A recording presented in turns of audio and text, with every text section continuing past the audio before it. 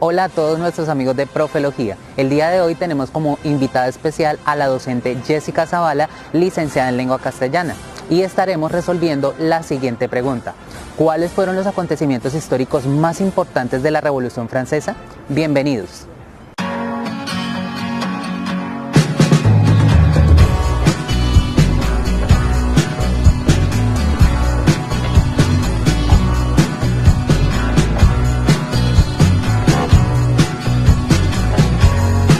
Se conoce con el nombre de Revolución Francesa al movimiento político, social, económico y militar que surgió en Francia en 1789, el mismo que trajo como consecuencia el derrumbe de la monarquía absolutista, que hasta entonces había regido en Francia, a la vez que originó el establecimiento de un gobierno republicano democrático y asimismo la iniciación de la época contemporánea. La Revolución Francesa difundió por el mundo los ideales de igualdad, libertad y fraternidad, así como el de soberanía popular, y divulgó primordialmente los derechos fundamentales del hombre y del ciudadano.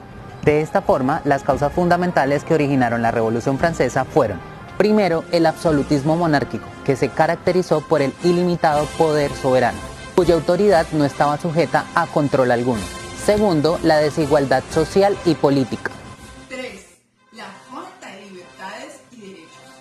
A esta causa hay que añadirle un factor determinante, y es la poderosa influencia de las nuevas ideas del movimiento de la Ilustración.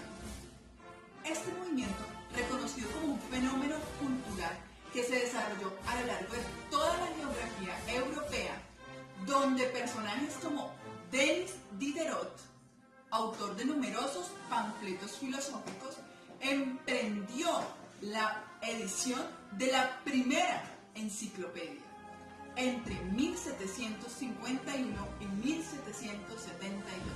Esta obra, concebida como un compendio de todos los conocimientos y a la vez como un arma poderosa que generó gran polémica en aquel tiempo al presentar todas las posiciones de la Ilustración. En este sentido, y con ayuda de prestigiosos escritores como Voltaire y Montesquieu, el escéptico y racionalista Diderot empleó la enciclopedia como un arma poderosa de propaganda contra la autoridad eclesiástica, la superstición y el orden semifeudal que todavía se vivía en aquella época. Dentro de los antecedentes podemos destacar el antiguo régimen. Dicho estado se caracterizó por el predominio del absolutismo real, así como de las injusticias, las desigualdades y los privilegios. Constituyeron, como ya dijimos, las verdaderas causas de la Revolución Francesa. En cuanto a lo político, Francia se hallaba regida por una monarquía absoluta que gobernaba con un poder ilimitado. El rey, que se creía designado por Dios para gobernar, procedía en forma arbitraria, pues creaba leyes, dictaba impuestos y hasta podía disponer de los bienes de los súbditos cuando así lo creía conveniente. De otro lado, la organización social de Francia estaba basada en la desigualdad y los privilegios. Se distinguían tres clases sociales. El clero era la primera clase social, debido a su gran prestigio y sus cuantiosas riquezas. Se dividía en alto y bajo clero. La mayor parte de las riquezas beneficiaban al alto clero, formado por obispos y abades, y el bajo clero, formado por curas y vicarios. Ejercían su misión en provincias, eran de una condición económica modesta y procedían del estado llano. Debido a ello, simpatizaron con la revolución.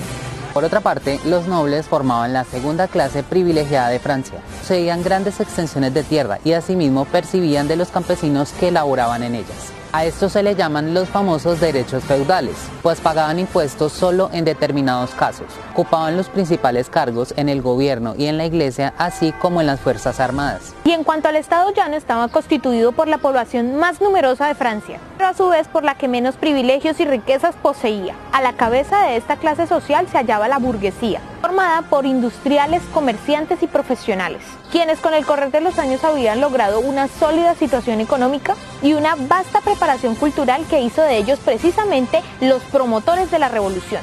Seguidamente se hallaban los artesanos y los campesinos, quienes llevaban verdaderamente una vida miserable, pues tenían que soportar pesadas cargas económicas impuestas por el gobierno, la iglesia y los nobles, tales como el pago del diezmo al clero, el censo y otros tributos a sus señores y al Estado, quedándose solamente con el 20% de sus ingresos totales.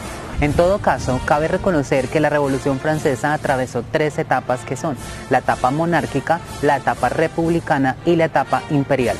La etapa monárquica comprende desde el estallido de la Revolución en junio de 1789 hasta el 21 de septiembre de 1792, fecha en que quedó abolida la monarquía. En esta etapa cabe mencionar algunos acontecimientos, como la toma de la Bastilla el 14 de julio de 1789, donde el pueblo de París atacó la fortaleza de la Bastilla y la ocupó. De otro lado, la Declaración del Hombre y el Ciudadano proclamada por la Asamblea el 26 de agosto de 1789. Posteriormente se sancionó la Constitución de 1791 que dio paso a los poderes legislativo, ejecutivo y judicial. De esta manera se promulgó la Constitución Civil del Clero, por la que los bienes de la Iglesia pasaban al poder del Estado y el nombramiento de las autoridades eclesiásticas se haría en adelante por elección del pueblo. Posteriormente pasamos a una etapa republicana que comprende desde el 21 de septiembre de 1792 hasta el 9 de septiembre de 1799, en que Napoleón Bonaparte da el golpe de Estado llamado el 18 de Brumario. Establece el consulado en provecho suyo. El gobierno del consulado con Napoleón como el dueño absoluto de Francia fue propiamente una etapa de transición de la República al Imperio y se prolongó hasta 1804. Disuelta la Asamblea Legislativa, se formó la Convención Nacional de 1792 a 1795. Los principales actos de dicha convención fueron decretar la abolición de la monarquía y proclamar la república, sancionar el sufragio universal, es decir, el derecho a voto de todo ciudadano, procesar y condenar a muerte al rey Luis XVI, ejecución que se llevó a cabo en enero de 1793. Finalmente encontramos la etapa imperial que comprende desde el 18 de mayo de 1804, fecha en la que Napoleón es nombrado emperador por el Senado. Durante su imperio cabe destacar que muchas grandes victorias militares le dieron fama y predominio. Entre ellas encontramos la batalla de Trafalgar en 1805, considerada como una de las más importantes del siglo XIX, donde se enfrentaron los aliados Francia y España contra la Armada Británica. Por otra parte, la batalla de Austerlitz en 1805, donde Napoleón derrotó completamente a los imperios austro-rusos considerablemente superiores. Y la batalla de Jena en 1806, que le permitió ocupar Berlín. También destacamos la invasión de los franceses a España de 1808 a 1813, año en que los invasores fueron expulsados de su país con ayuda de los ingleses. A su vez destacamos la campaña rusa que comenzó en 1812, pero que tristemente finalizó el mismo año con la retirada de los franceses. De esta manera también queremos destacar la batalla de Waterloo. Napoleón no se quiso conformar con ser rey de la pequeña isla de Elba. La impopularidad del rey Luis XVIII facilitó su retorno a Francia en marzo de 1815 y permaneció en el gobierno 100 días, al que le llamamos los famosos 100 días de Napoleón. Las potencias europeas lo declararon como enemigo y perturbador de la paz en el mundo. Un poderoso ejército de los coaligados se enfrentó a Napoleón y lo derrotó en Waterloo, Bélgica, en 1815. Conducido prisionero a la isla de Santa Elena, donde finalmente muere en 1821. De esta manera podemos decir que el reinado de Napoleón llegó a su fin. Píldora del saber. ¿Cuál fue la influencia de la literatura durante este periodo de Revolución Francesa?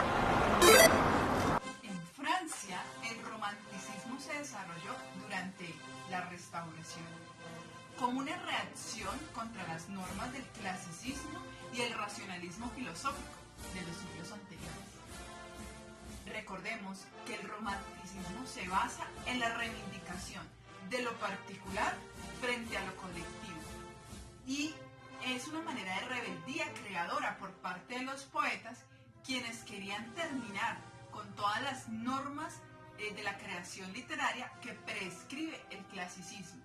Las normas aristotélicas, como la regla de las 3 unidades, tiempo, acción y espacio.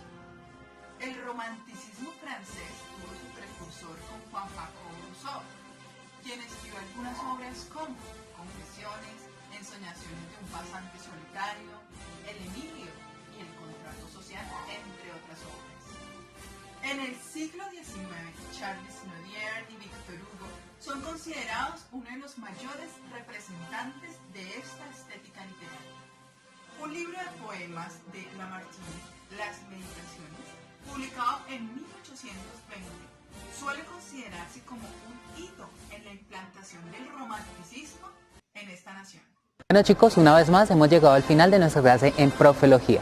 De esta manera queremos nuevamente dar un agradecimiento especial a la profesora Jessica Zavala, docente del área de lengua castellana, quien nos acompañó hoy. Tienen dudas, preguntas o sugerencias, recuerden dejarlas al final en nuestros comentarios. También los invitamos a que nos sigan en nuestras redes sociales como @profelogía, se suscriban a nuestro canal y compartan todo nuestro contenido. Hasta la próxima.